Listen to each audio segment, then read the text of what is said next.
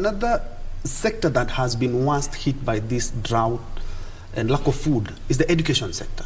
Sure. I saw an article yesterday night where in Turkana, schools have closed because there were children who were attending school because at least they were sure that they would get some ration, some food ration that would be able to keep them in school. And we are headed towards the KCPE and the KCSE. These are exams that will not even know where there was drought in the northern frontier, there wasn't drought. They will just have to do the same exam as other students in the country, the school feeding program.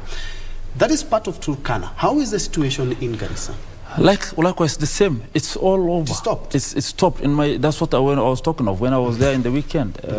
4 boarding schools which housed which had 400 or and above kids in my area have now closed, or they have bare minimum less than 100.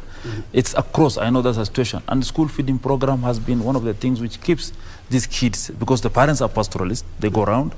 So these kids are brought to boarding school, they stay there and they learn. So if there's nothing, there's no schooling. But you know, there's a mistake the Kenyan government has done.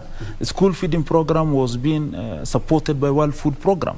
And all of a sudden, Kenya government said, we can do it ourselves. Do you know that? No, I didn't know. Yes, so World Food Program pulled out. It did? Yes, somewhere. I don't know whether it was Uhuru's government time or whenever it was. But that, I met the World Food Program because they stay in my area in the Dab. And I met them. I told them, why can't you support? They said, your government said, we can do it ourselves. So we can feed our kids. They pulled out. So now, the government has no resources to feed those kids. And those who could have supported have been told to stay allowed. So these are the policy changes the government should do. A statement should be done. They should call stakeholders like WFP and say, now, with this drought, help us. We'll come in again later, but not now. So all the schools are actually closing because of that. That's why there's a motion in Parliament. As we speak today, there's a motion which was there also a week ago on a school feeding program, that this should be a policy from the national government. Even make it a legal entity, that students should be fed, because it's done in all over the world. If you go to Sweden, if you go to Norway, or if you go to Europe, if you go to most of the schools in US, school feeding program, it's an integral part of the schooling, especially for the primary kids. This is what brings them to the school, because you don't know whether this kid has taken breakfast or not. And he comes to the class the same as a kid who has had 3 loaves of bread, and you want him to understand maths or English or whatever. It's hard for a small kid.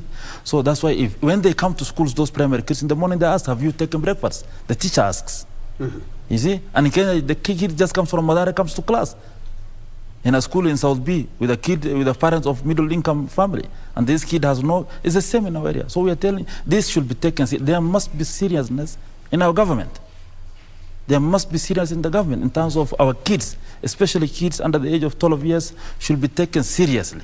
There are kids who go to school who have no books, who come to school empty stomachs, who have no clothes. Even the issue of uniforms. Can the government not provide uniform to the schools? Because if you see, I'm sure you have seen, the kids who come from Madare, Wananda, and Shulena, they go to school with masurali zikona viraka, na mashati. That self-bring the mentality and psyche of the kids down, psychologically. You don't expect him to perform the same level as a kid who goes to St. Austin or a better school. That's why you see when they come to the job market, this kid is already psychologically affected. He can't perform in interviews. And this kid has been, my kid, of course, will beat that guy. You see that? So there must be compassion in our education system to all Kenyans. That is why this guy was elected, Ruto. That there's a narrative that a lot of our people are left behind. Very few are benefiting, like me. So we don't want that to happen. We want to take care. There must be compassionate in our policies, not policies aimed at, enriching few guys. Like you say, we import maize, for example, and by the time for free, tax-free, and by the time you are saying that by the time that paper comes to the cabinet, people have already brought it to the shipment to the port. So we want a really strategically serious policies, and this should be one. School feeding program should be one of them. That these kids should be, if the government have no money to do that, then it should bring in big players like WFP to take over that role. Otherwise, all our schools, 28 private schools in our area, today only 16 are functioning.